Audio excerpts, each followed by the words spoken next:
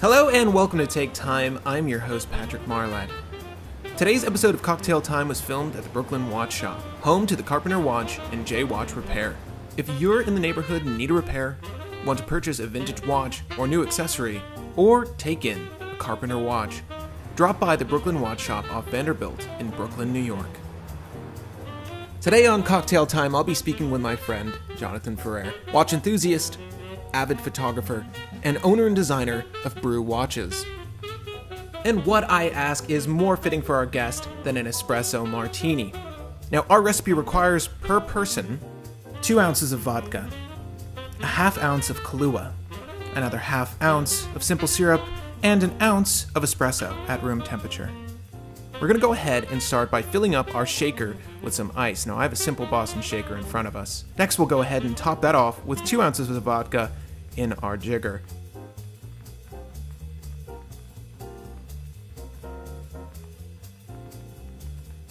Now, of course, because we're making this for 2, I'm going to add another 2 ounces here and top that right inside our shaker. Next, we'll go ahead with our espresso using the 2-ounce portion of our jigger as we're making this again for 2. And I'll go ahead and pour that right over the top. Switching over to our 1-ounce end, we're going to go ahead and pour in our Kahlua.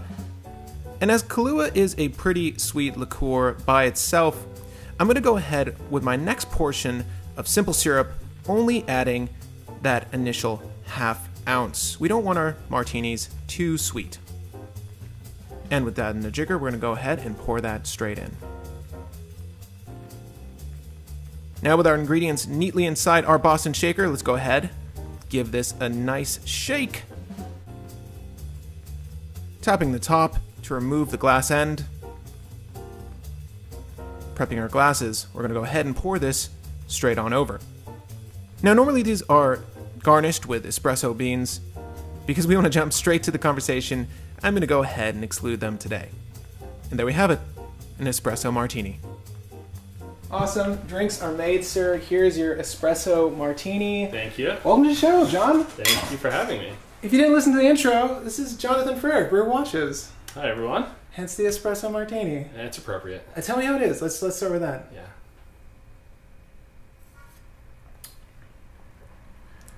Well, I tried to curb the sugar. It's a little sweet. Kahlua does it, That's but it's good, still though. good, right? Yeah. I have never made an espresso martini. I want you guys to know that. Yeah, You but included. It's dangerously good.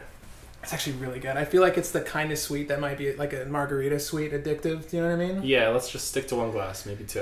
Maybe 2. It's actual espresso though, and it's, you guys don't know this, but it's like into the evening right now. I'm not gonna get any sleep. That's okay. At any rate, welcome to the show. Again, guys, this is the show where we make cocktails and talk watches and, of course, other life things. But specifically, I want to talk about your personal collection, maybe some Brew watches. I know you brought some in today, aside from the one on your wrist. And also, I want to talk about your photography, because a lot of folks don't know this. You're an awesome photographer. I follow your Instagram. It's Thank real. you. Yeah. So why don't we start with watches, though? You've got course. a bunch of cool watches, a lot of great history behind them. Any in particular that you want to showcase or talk about? Yeah, so I brought some special ones today, and it's not often that I bring these watches out for a few reasons. Some are very old. Some are older than I am. Yeah. And then some are just, they don't even work anymore. They're from when I was 6 years old. They were a fun quartz watch, and I just never even thought to change the You know battery. the Brooklyn Watch Shop does watch repairs. I should bring them here, huh? Yeah. Well, I don't know if you want to get them working again. Well, yeah, it'd be nice. Do you wear them just like in disrepair? You know, I would wear them again if I got them tuned up. So Okay. let's see what we have here. Do you hear that? Neil's like, more. Okay. More business. I just dropped off a watch today. More That's work. how reliable, this story is. If you guys have seen my watch before, the wind-up fair footage I shot back in November, I was wearing a 6139 Pogue. Not a true Pogue, but close enough. And unfortunately, that watch's chronograph is kind of finicky, so I took that into the shop. We'll see, and I will review how well it's working once I get that back. How about that? I'll put my name on this. You have to. Yeah, right? Oh man, these are so dope. Okay. So almost All right, 75% of these watches you'll never see. Not that often. What is no Mos? You know Nomos. Yeah, all right. But I know this Team Racing watch. This is dope. You do know this one, the Marlboro watch. No, I don't. You don't? Okay, no, so I have no idea what that is. This one was from when I was six years old. So I remember that. We all have those watches when we were very little. It struck a chord with us, but we didn't even realize it yet. Yeah. So when you're young, you have all these playful things. You enjoy them, you wear them. But over the years, it kind of collects dust and it becomes the past really quickly. This one in particular turned up. I was going through old bins, and this turned up. I was so happy. Just from your house. Everything's in a bin. Yeah. In the Ferrer household. They just kind of collect over time. Yeah. And you forget them because, over time, I think it loses its value because you forget about it. Well, the age we live in particular, I feel like we always move on to the next thing, especially this technological era. Like, There's always a new or better product. I remember just as a kid, I always felt like I was trading up. And it's a trend that has happened with me in watches, too, where, I'll buy this one diver, let's just name Seiko, I'll buy the SKX, and it's like, well, no, I need to get the Sumo. I don't really need the SKX anymore because I got the Sumo. It's got a better movement. You think bigger, better, new, and you just get rid of the old thing. So you're absolutely right. I know exactly how that is. But then eventually you get older and it has so many years behind it that those memories come back. Yeah. And then you start to like it again, and then the value is just, it's priceless at that point. Yeah. So it goes from something that was collecting dust that you didn't really understand why you liked it to years later, you're just like, this is really special to me. This is like you said your first watch, or is this? That's one of the first watches I had. But in particular, this is a really important watch to me too. So it's all scratched up, has a mineral crystal, Chinese automatic. Yeah, that wouldn't sell these days. No. But you know what's really cool about this watch? This is what actually helped stir up everything that I'm doing these days. What? Yeah. So Hilfiger. You heard it here first. This Hilfiger watch. This is really important. This is the reason for Brew? Yeah, for many, many reasons. Let me tell you. Right. So you think this is just a generic Tommy Hilfiger watch, mass produced. I got this when I was working at Movado, my junior year in college. Sure. So the lead designer for Tommy Hilfiger, really nice fella, Joseph Sheehan, was always over my shoulder telling me what to do, what he liked, and how to design properly. Yeah. You're never going to make your own watch company. No, we didn't. That wasn't even a thought. Okay. But if he knew, he would say that. Yeah, right. No. He gave me a lot of confidence to do what I'm doing now. But he gifted me this watch, this Tommy Hilfiger watch, and he said, if you're going to work for Movado, you have to, and Tommy Hilfiger is one of the brands that's under Movado. He says, you can't just wear a generic watch. You need to wear one of our branded watches. So here's a Tommy Hilfiger watch. So that helped get me bitten by the watch bug. This got me into the watch industry a little bit more than I was before. 22 millimeter lugs. Rather big case. This is like a 42 millimeter possibly. Case.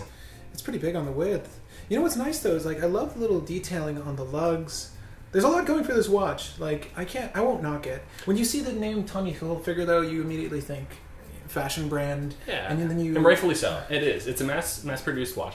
Which makes you think cheap. But that doesn't necessarily, it isn't always necessarily the case. So this one's more from the person and the story behind it.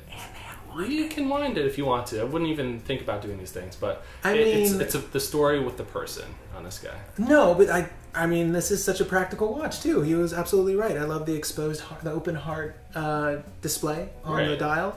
It's gorgeous, man. I really love that. So, even the hour markers are really great. Right. Everything's clearly distinguished. It's a good watch, and the story is beautiful too, man. Yeah, I really appreciate this one. That's dope.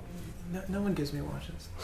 No one ever gives me watches. You know what? If you ever get gifted a watch, I'm trying to think the last time I was ever gifted a watch. Yeah, what are some watches that you did keep? Oh my god, I'm such a dick. Yeah, I was gifted a watch recently, actually, from someone I know, a family member of mine, my brother's wife, so my sister-in-law. She caught wind that I like watches, and she's like, "Oh, he does a watch channel. I should get him a watch." Mm-hmm. I'm so bad. I don't think they know this. I haven't told them this yet. They sent me and Allison, my girlfriend, a watch, each of us, and Allie liked hers, but she just doesn't wear watches. I don't know why. That immediately prompted them to think that they must both be watch people. Like, we're not I'm a watch person. She's not. But the watch she got me was like humongous. It was like this gargantuan watch. It ate up my wrist. It was this big black. It was like Armani Exchange or some sort of like faux Armani Exchange. But it was nice. I mean, it was gonna do the job.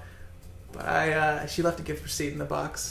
And I don't have those watches anymore. I am so not sentimental, by the way. That's okay. It's literally just my family. My mom kept nothing from my childhood. So. If you're not going to wear the watch, it's not worth keeping. And that too. And I'm sure that's why they gave us the gift receipt, right? I hope so.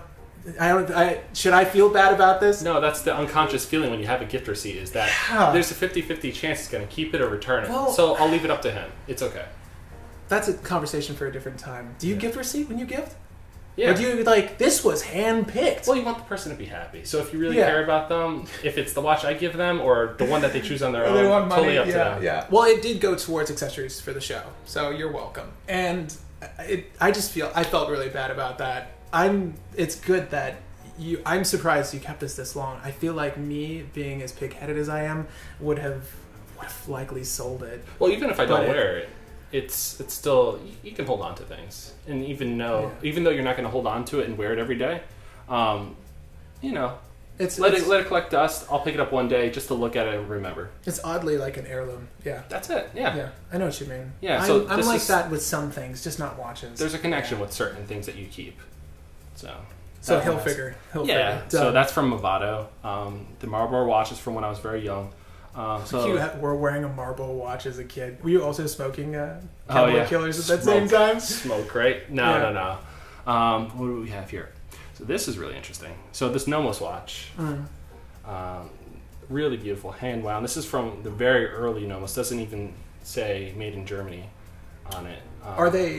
Were they at that time constructed in Germany? No. So this isn't even the in-house movement. These are the ETA movements. Sure. So this is before they had everything together. That's way better. It's actually pretty cool. But the story of getting this one was really interesting, and that's why I'll hold on to this forever. So it was late night, Red Bar. Okay. Everybody's drinking. Yeah, you know how that is. Yeah. How many of you been to Red Bar? Let us know in the comment section down below. Did you bump into John at Red Bar? I've never been. Oh, you're missing out. I have not gotten the invite. I've gotten other invites. You have to get the golden ticket. So it's a candy bar. They mail it to you. Golden ticket, you unwrap it, and you get the Red Bar invitation in there. Okay, it says Wonka on the front? No, on the back. It's on the back. Okay. You gotta look closely. Wow, I think I threw out one of those. It's Swiss chocolate. It's all Swiss. Yeah. Anyway, that's not how it works. Or is it? I don't know. I don't know. I wouldn't know. This sucks. I'm like left out of the loop. Don't they know I do a watch channel? I would probably be the worst person there. They probably would not. I don't think so. I'm very honest about things. I think that'd be appreciated. Maybe. Yeah? Yeah, people call me out on being nitpicky. None of you guys. But it's whatever. I think it's important. Honesty, I think it's important to share your opinion. But no, Red Bar, you were there at Red Bar. Late night. Nomos happened to be there. Right, so a good friend of mine, I knew he had a group of watches. I knew the watches that he had for a long time. You've hung out with them before? Yeah, plenty of times. Everybody knows the people, their watches. It's like their personality laid out. And I knew he was selling this watch, and I kind of mentioned it briefly. I said, hey, do you still have that Nomos? He said, yeah, of course. Why? Why do you ask? And he knows unconsciously what I'm asking. And I said, just easing into this conversation. Yeah, and I said, because if you still have that watch, and it's late, drinks are in, the hours are late, I said, if you still have that watch... Oh, I actually bought a new strap. I was just... But this is a Nomos Shell Cordovan. Yeah. So I used to use Shell Cordovan. It's a newer thing, so I had to order that special for this. It smells fantastic. It's still fresh. Oh, it looks so good. But yeah, he was there, and so I mentioned to him briefly. I said, if you still have it, I would be interested. Yeah. And, typically a person would say, right off the bat, first sentence would say, yeah, sure, let me sell it to you, right? For whatever price. His first question to me was, why do you want it? Yeah. So he was genuinely interested. He was like, if I'm going to sell this to you, I want to know if you're actually interested in this, or if it's just a fluke thing, That's not like how people are on eBay. No. They're ready to sell you a watch for $1. Just let me get rid of it, But he was genuinely curious, like, why do you want this watch? And my main reason for telling him is like, I need a beautiful classic watch, mechanical. But more importantly, I want this to help me remember our friendship, because it was a good friend of mine. That was a good play. He helps. No, and I'm serious. He helps support me with my watch company. He's always been there for me. Oh, okay. Yeah. Genuine guy. And I was like, I want to remember our friendship with a watch. So again, it's another heirloom. It's not long ago that I got this, but 20 years from now, I'll have that memory instilled in this watch. And it's a beautiful watch. It'll last forever. Oh yeah, that's really beneficial too. I have never owned a Nomos. I've been interested in getting the Tangente. That's how you pronounce it. Yeah. Which is essentially what this case is. Yeah, it's one of the early ones. Yeah, but it looks smaller than I recollect. And also it's interesting because the lugs themselves they're rounded. They're more curved. I don't know if that's just time and weathering, or if that was how they were sculpted originally. That's how they look. Yeah. This is beautiful, especially on the wrist. It's the perfect size. You almost forget when you wear it because it's so comfortable. Yeah. It's like a feather on your wrist, which is in a good way. People usually associate weight with the substance of the watch with value, right? Which is kind of wrong. I mean, do you like titanium watches much? Do you wear those often? In the 60s, they used to put lead weights in the phones just to sell the phones that people would think, oh, wow, this must be a really good phone. But they're all made out of plastic.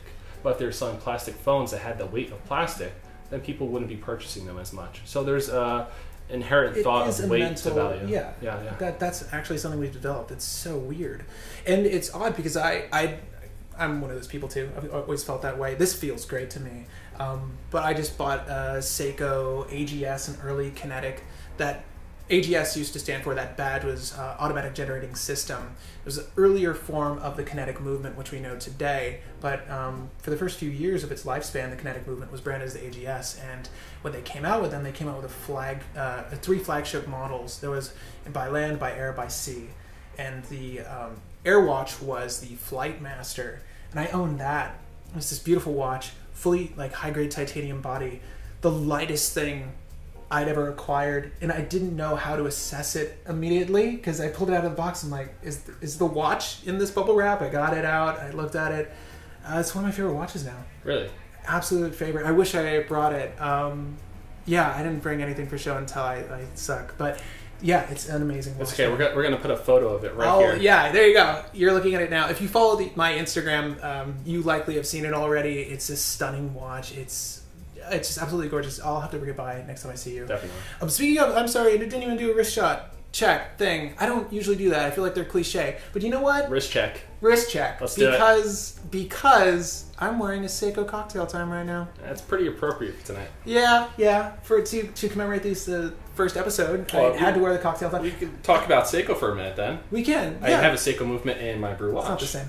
It's not the same. No. I love anything associated with the Seiko. Seiko, be a sponsor.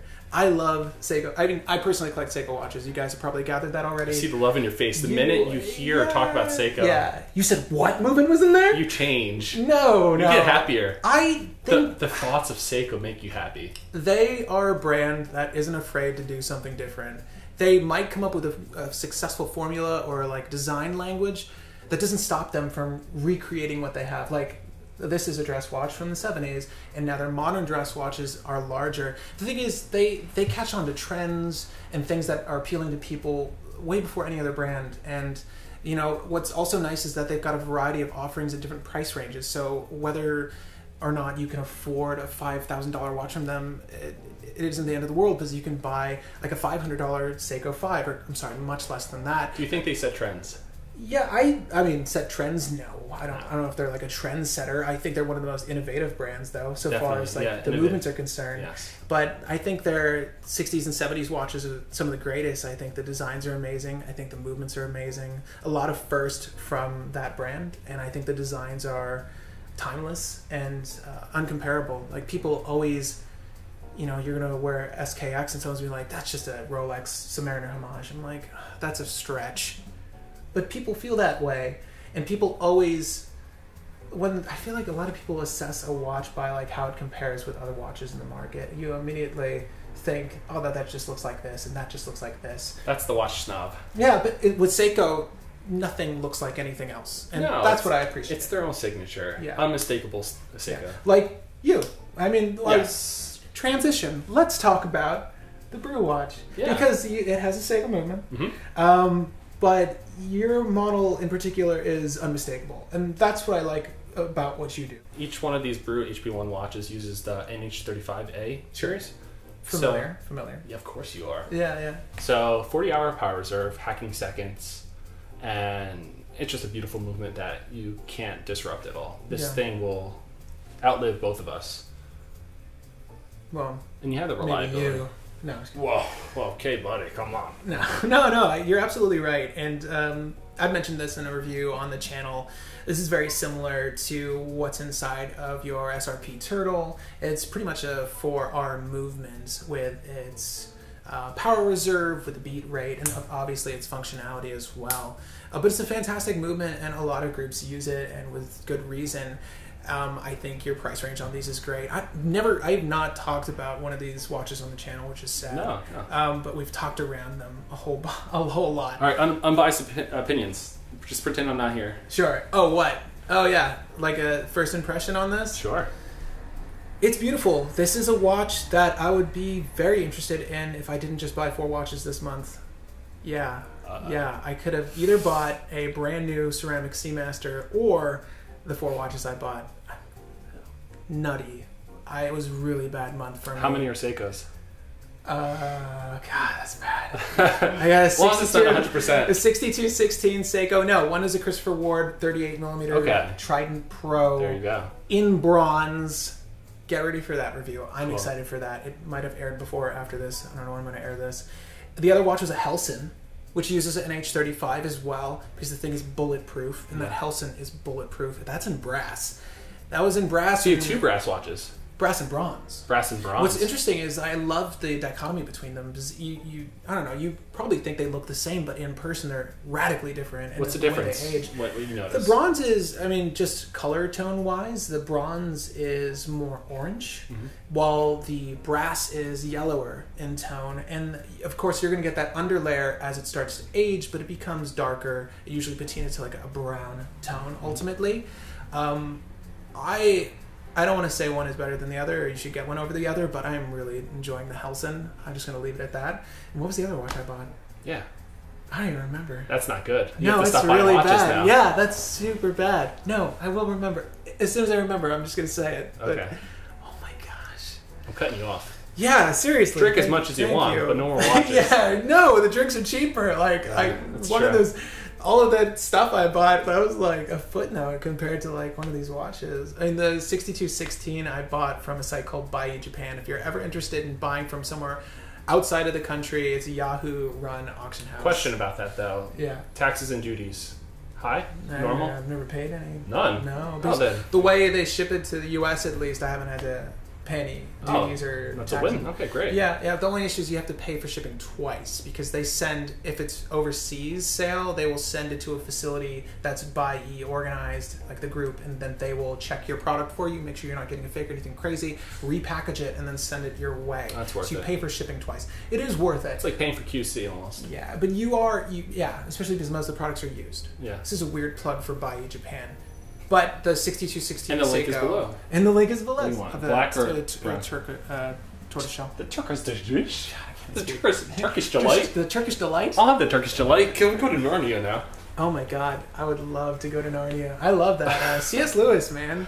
C.S. Lewis. Classic. Yeah. Speaking of classic, those are great glasses. Thank you. Do you like these? I bought these just recently from brewwatches.com. Not only do they do watches, and amazing watches at that, they do sunglasses now. Nice. And soon, they'll actually pair your frames with your prescription lenses. Oh my god. Is that not true? Or? We're not doing that. No, we're not doing that? We're not doing that. No. So, aside from the watches, you're making glasses. Yes. That's awesome. Thank you. Odd twist of fate, but now John is he's marketing a few glasses on his site. So you wanted to get these. If you are hyped about getting something that's related to your favorite brand, they're there. Otherwise, I don't know why I haven't had one of these in for review. I'm sorry. Unbiased opinion on this watch. I think it's awesome. I really do think it's awesome. It's uniquely inspired. There's really nothing like it on the market. Again, one of the reasons I like Seiko, because their watches are so darned unique. You really lived up to the spirit of the movement inside of this watch. Oh, Interesting fact. One of the gentlemen from Seiko in Japan actually purchased one for himself. Stop. I swear. No. Yeah, I just met with him last week, and of course he was wearing this watch. I think he was, what was his title? He was the CEO? Not the CEO. The Hattori family? Oh, yeah, Mr. Hattori himself? Yeah. No, I'm very serious. So he actually bought the watch the minute I released it, and I was like, oh boy, we're sending a watch all the way to Japan. I'm like, who's even looking at me from Japan? And I looked closer, I contacted the fellow. Turns out he works for Seiko. And he was working in the Hong Kong office at the time, but he was back and forth to Japan. Casually forget these. No. No, go on. And so lo and behold, he's like, oh, I'm coming to the States. I'd love to actually just have the watch delivered by you if that's possible. Yeah. And, you know, I'll have my associate. No. It's like, I'd be honored, you know, when and where. Yeah. And, right there, give him his watch. And he couldn't have been any more happy. But that was a huge nod. I'm like, not only are people from around the world buying the watch, but somebody directly from Seiko, the people that make this movement, the man himself, wanted to purchase this watch because he was so proud of his movement, his brand, but also what I was doing with it. Yeah. Because it's an open source. Anyone can get this movement. But he was just very happy and pleased with how I constructed everything and designed it, that he wanted to own one himself. That's so awesome. Yeah. That's an awesome story. Gosh, no one from Seiko's contacted me in that way. I think we're going to have to set this up. Yeah? Oh, I would be happy to. I'll you know what? That green dial MM300. Oh, now you're just being greedy. Yeah. I just want to look at it. It could be a loaner. No, they're beautiful. I love that one. Have you seen that one? Yeah, it's gorgeous. Is it technically an MM300 or is it like modeled after one of the vintage ones? I forget, but I'm not going to put a picture of that on the screen. It doesn't matter. But yeah, it is gorgeous. Seiko's really, like, their Basel World releases were really dope. Of course I'm going to say that. Anyways, is the Martini still treating you well? Oh, it's good. Yeah, I need another I'm sorry, espresso you're doing so pick-me-up. much talking that you don't even get to enjoy it. No, I am enjoying it. I'm actually thoroughly impressed with myself. So you guys don't know this. I bartend on the side, so I wasn't just making this from scratch or just willy-nilly throwing this together. You got hidden talent. Hidden talent. Let's put it that way. Many hidden talents. No, and that's how I pay the bills. That's how I keep these lights on. The bartending, yeah, I know they're a little glaring. I know. You work too much. It's a good thing though. I would rather be busy than not. Mm-hmm. But speaking of, it's like I've been getting more and more into photography these days, and that's a hobby, and that's also something I'm a huge enthusiast of. I love photography, but I also love the equipment around photography.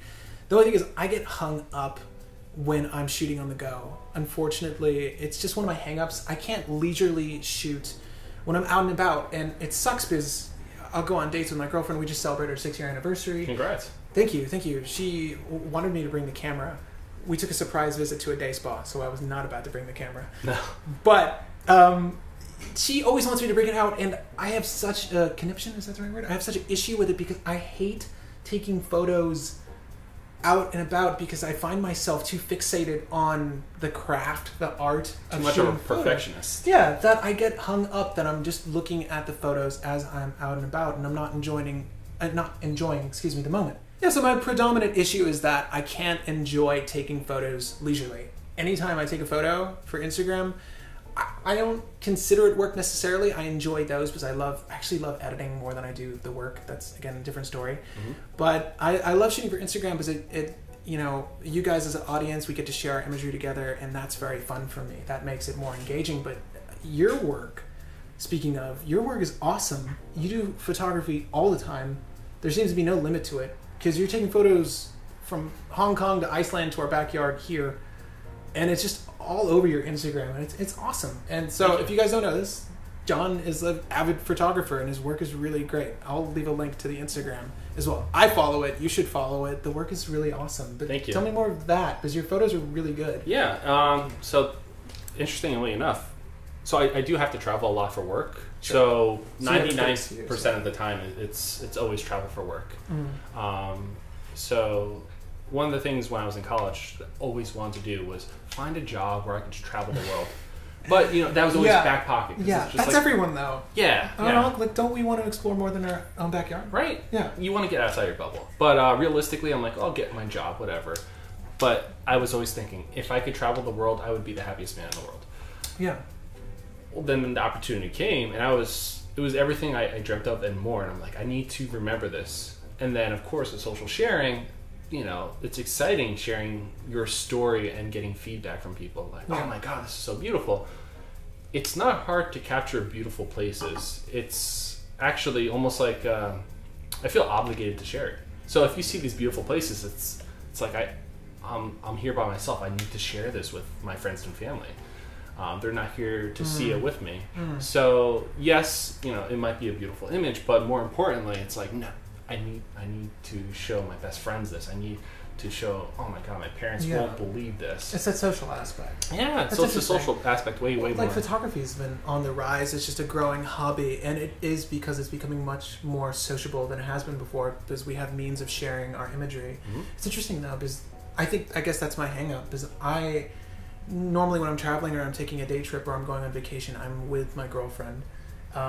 And you don't want to have the camera in hand, especially if you're interacting with each other. She understands that, and that's because I just want to share that moment with her. So your perspective is unique in that you want to share that perspective. You want to share that imagery. You want to share that experience with more than just the people around you. And it's usually now they understand. So even if I'm on a business trip, last trip I went to, I was in Singapore. And I'm with a group of people, and the main reason I'm there is to do work with them. And we're interacting, but they know my background. They know. Yes, I make watches, design all that, but they also know I enjoy photography. So we can have a very intimate conversation, and I'm just going to break out my camera. And there's no offense. It's not weird, yeah. Right, there's no insult. They just, oh, Jonathan, this is beautiful. Walk off for 5 minutes, take some photos. We'll wait here for you. And it's just understood that, hey, I'm going to capture He walks back, they're gone. They're gone. I'm lost in Singapore. Have you been? Is there a language barrier there, by the way? Like, no, there's no language. Singapore is very international. Okay. So I was there about a month ago. Speaking of, you can find more images of that. Okay. Yeah. That's so dope. I don't have that mindset, and another hang up for me is that I'm always constantly chimping, is what you call it when you you can't look at your images after. You have to wait. You know what's funny? I thought I was warding against chimping or just previewing my images by turning off the automatic preview, which is a dumb function for photographers. But I turn it off, and I find myself, I'll take like 5-6 snaps, and I'll preview it anyways. And then I go back to the moment, and I try to capture the moment again. But it's never really the same. If you're a photographer, you'll know what I'm talking about. But it's a weird hang-up. I got so many Sometimes you miss really special moments when you look down. I think it's important to look a couple times to make sure all your settings are correct, lighting, which I'm sure you do. It changes like location to location. Locations, yeah. But the really special moments, whether it's an interaction or people doing something or an action, that happens when you're just shooting constantly. Like, you're just going out there in the world and just shooting without thinking. And that's when you capture those really special moments. And you have to be a little bit more confident that, you know, the shots are coming out as you intended. So it's kind of like writing a permanent marker and just like, man, I hope this is all perfect, you know? Yeah. So. That's so true. I need to start taking that approach because... Well, one of my ways of doing that now is I just bought a Nikon FA. One of the viewers is going to be very happy about that. But I bought a Nikon FA because it's a film camera. It's a little bit older. I forget what year it was made, but it's not going to allow me a chance to preview the image. See? You know what I mean? And there's going to be however many shots, exposures per film roll. I've never shot film before, so this is a very exciting proposition for me. Force that out of your comfort zone there. Yeah, and it's going to give me an opportunity to get something that in digital form I might be able to blow up and just have in the house, but it's also going to give me an opportunity to enjoy the moment, take the shot, and then move on without getting hung up, which is sort of what I need. Me and my girlfriend have a jar in our house right now for a road trip. We're saving up to just do a big road trip, and I've been very blessed with the work I've been doing, the work I've been receiving. I've been getting a lot in tips on the side, and I just have like a couple $100 bills in there. We're very excited. We just want to go cross country, and I'm so ready to bring this Nikon with me and just take photos of all these moments, hopefully exposed correctly. It's a Nikon FA. It should be exposed correctly, and just experience the moment as well, and be able to share that with you guys, hopefully. Yeah. But that's how I'm going to combat my issues right now. I think that's really good. Yeah, I mean, someone coerced me into doing film, he knows. He's watching. Thank you to whoever did that. Yeah, it's just it was a weird proposition. And I brought it up to my girlfriend, and oddly enough, with as many packages that comes to my door, she was like, yeah, you should buy a film camera. I think that's a really good idea. I'm like, what?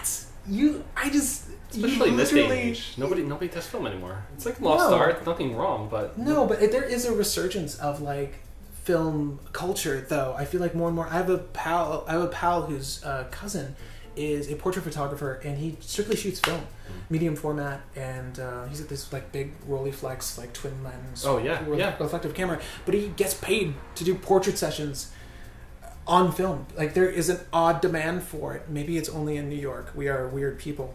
Yeah, it's like, maybe there's some value in this labor of love. Yeah, but it is I'm assuming very rewarding, and I'm hoping... Well, the shots are much more different, and I think with using medium format, it's much more moody, and the lighting is much more different. Yeah. But well, you'll have to see. Exposure's bigger. Yeah, we'll see. I'm very excited for it. I've never had a full frame 35mm format camera, so this is going to be fun. You guys don't know this, but I shoot with Micro Four Thirds. Maybe you do know this. I mentioned it on the channel before. But yeah, this is going to be very exciting for me. I'm very excited for this. Alright guys, before we close cocktail time out, at the end of every episode, I want to provide you, the watch enthusiast, a little bit of inside info on the watch industry, as we have someone who works in the industry with us today. One of the major hot button issues that I found, at least with my audience, and you guys can agree with me or not, but a lot of things I've seen come up in the comment section is, that's too expensive. That is far too expensive.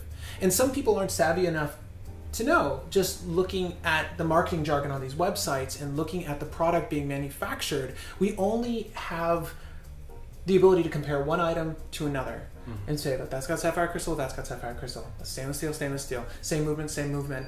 Why is this one more expensive? And the thing is, depending on where you source your materials, it is more and or less, and prices vary because of that. So when you're looking to purchase a watch, as a consumer, for our consumers in the audience, what do you look for when you're assessing value? And obviously, there's a scale here. We all have different budgets. But what is a good value proposition for you when you're looking at a watch? Okay, so for myself, and I think for the majority, the immediate thing is you look at the list. What are the materials that it's made of? So like that's the first step, and that should go through really quickly. Is it stainless steel? What grade of stainless steel? Sapphire crystal? The other types of metals that are used? What kind of leather strap? Where's the leather strap from? Even if it says genuine leather, it could be genuine leather from any country in any state in the entire world. Yeah. There's don't put too much weight on that. There's so many loopholes in the industry, and not all bad, but I think it's important to look a little bit closer and ask questions. And if a brand is a little bit more transparent about these things, I think you can have a very good open dialogue with them.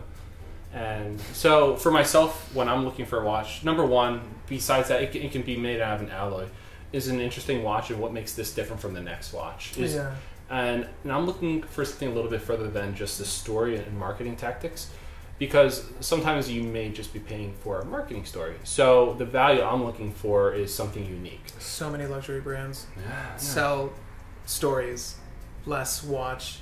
But if it's authentic, if they had 10 designers from BMW stuffed in a van for 1 month, and they had to come out with a watch, and it had to be like that one, if it was honest. Yeah. But most of the time it's not.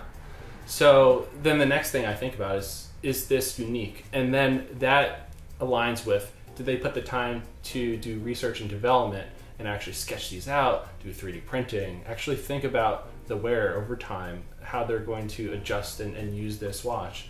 Or was this something that just evolved off of maybe a replica? Different case design. See, but that's the thing. And what kills me is a lot of micro brands are coming out with case designs that are so similar to other micro brands. It feels like they're using the same mold. So like time and testing and all of these things that we're not going to generally consider off the bat. We're usually just looking at the tech specs.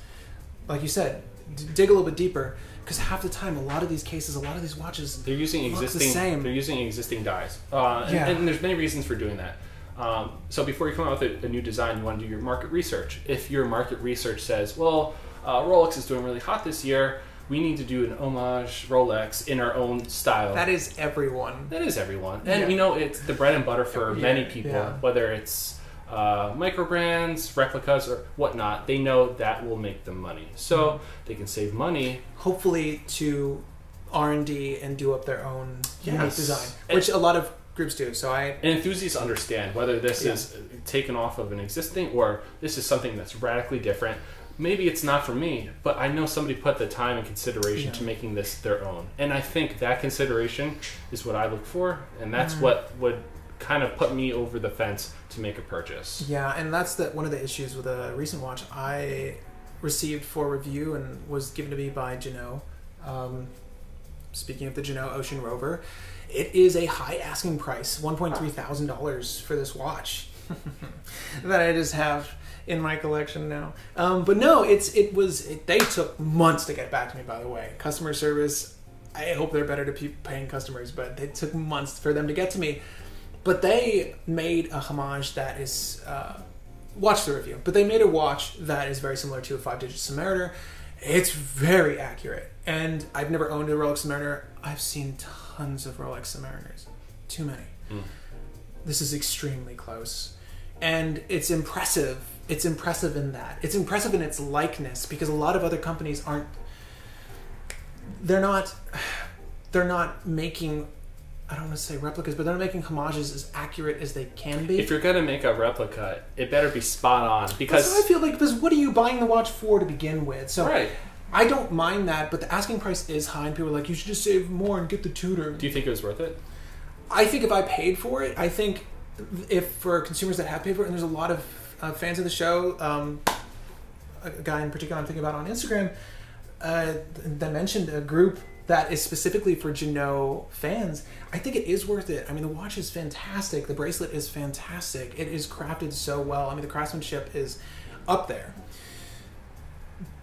Buy that instead of the Rolex, and then maybe assess whether you want the Rolex. In that review, I stated that it just made me want a Rolex more, and that's the truth. Do you think it's important to have a subset of Rolex homages, or do you think it's more important just to stick to the original brand, Rolex being the original brand? Yeah, stick to the original brand. Right. Yeah. I mean, I think what they did was great. They took a lot of design elements from the original Submariner, and they made it their own with different color variations that were never accessible from Rolex. So that's interesting. Those little deviations are nice. And all their watches feature sword hands. We always think of the Rolex Mil-Spec as being one of the most desirable options from their lineup, and it's because of the fully gradiated bezel insert, but also the handset, and the sword hands are on all their watches. So I appreciate what they're doing, and I think their craftsmanship is of a higher caliber, and it's I wouldn't even say competitive with their contemporaries, because it's more than twice the cost of a lot of people. So assessing the value there is very difficult, because again, you look at the components, you look at the movement, which is essentially a ETA clone. I have a question for you. Yeah. Whether it's tangent or not, do you think Instagram has an influence on our buying values? If I see that person X, Y, and Z are purchasing Gino watches, should I go out there and think to myself, oh, I saw a person X, Y, and Z? Yeah. Do you think that has an effect on it? Not me. I think I wouldn't put myself in the average category of collectors. I'm very insane. I am very thematically driven now. There are watches I want from a certain era, from a particular brand. You're in a branded groove. Yeah, so I see images. I can admire a well-made watch. I can admire something that's trending, like elements of watch design that are trending. I can admire that, but it's not going to steer me one direction or the other. That's personally good. But I think Instagram is a really great marketing tool for a lot of these brands, and it's proven so. The channel, I'm seeing a lot of crossover just using my Instagram. Thank you guys. If you are an Instagram fan and follow the channel, thank you. It's been great for me. Because you've seen a lot of the big Swiss brands that are actually trying to twist themselves into more of a genuine Instagram social feed. Yeah. Which before they were just like flawless Swiss industry brand, not a speck of dust on their page. But now it looks like they're getting a little bit more They authentic. want a day in the life. Yeah. Right. Yeah. And I think because you want it to feel more accessible. Right. And if you see it that way, it's like, well, if they're putting all their manpower and marketing needs into that platform, how is that going to change our shopping experience? And perception, perception, Yeah, that's interesting. only time will tell, but what's unique about Instagram is if you set up a shop now, you can sell directly on Instagram. And I know a lot of vintage resellers, a lot of folks don't even have brick and mortar stores anymore. It's literally Instagram and an email away, and then you get the watch at your door. Do you appreciate having a brick and mortar store to actually visit? Like this one? Yeah, well, you said it. Yeah, I do. So what do you like? What do you like about that? The issue with watches in general, especially, no offense, micro brands, is that there aren't locations you can experience them in person. I'm a strong believer in experiencing a watch. Thank you. I am a strong, that was Neil giving me an air high five, essentially. But no, I'm a strong believer in experiencing the watch before you ever talk about it. It does not make any sense to talk on something without any prior experience, especially in a position like I am. But as a consumer, I kind of want to know what the watch is like, and thank goodness a lot of these groups have decent return policies. If not for that, it's very risky. But when you're buying vintage, it's always risky. And I wish there were more stores that sold vintage. I wish there were more stores where I can experience vintage, or meetup groups or things of that nature, to where I can have more than just an image to go off of. And that's the flaw with Instagram marketing, is because you don't, looking at a watch and wearing a watch are two separate things. Sometimes you like to do both, but it's never the same experience looking at an image from actually wearing the watch. Right. And that's just the truth of the matter. Yeah. Yeah, you can never bridge that gap. I think brick and mortar, virtual world, always going to be separate. Yeah. And if somebody can bridge that gap, well, we'll be rich forever. All right, guys, that's going to wrap it up for cocktail time. I'm going to need myself another espresso martini. Another one, yes. Although Neil does have a couple of Brooklyn lagers back there, or is it Heineken? Heineken, but we'll get some Brooklyns. We'll deal with it. No, I mean, I still got the mixers. But, guys, I'm going to enjoy the rest of my evening. But before I go, thank you, John, for swinging by and doing this with me. Thank you, Patrick, for having me. Thank this guy, too, because that was really kind of you to come out here and spend your time with us. But more than that, why don't you tell us a little bit about your places where we can find you on social media, your websites for photography, if you enjoy good photography. So I think the best part about all these links is that they all come back to me. So if you want to reach me, it's very easy. You can go to brewwatches.com. Immediately you can all see my products. Also, you can go to jferrerdesign.com, and you can see a bit of the design work that I do that's for watches, and maybe not just watches. So you can see some of my photography and other commercial designs I've done in the past. So jferrerdesigns and brewwatches.com, you can really reach me and see a lot of what I've done. Nice. So thank you for having me, Patrick. Good, of course. Yeah. Obviously, I'm probably gonna have this guy in more often because he's just awesome to talk to. But guys, if you enjoyed this segment, feel free to hit that like button and let me know what you want in future segments. Of course, the format of this might be molded differently as we transition, but I was just too excited. I had to bang one of these out. I think this is an awesome format for the show. Yeah. But guys, if you enjoy Cocktail Time, and you want to see more episodes of it, feel free to subscribe to the channel. Let me know in the comments, and of course, I will bring more of these out to you. But stay tuned for more regular episodes of Take Time, and thank you for joining us today. Bye, guys.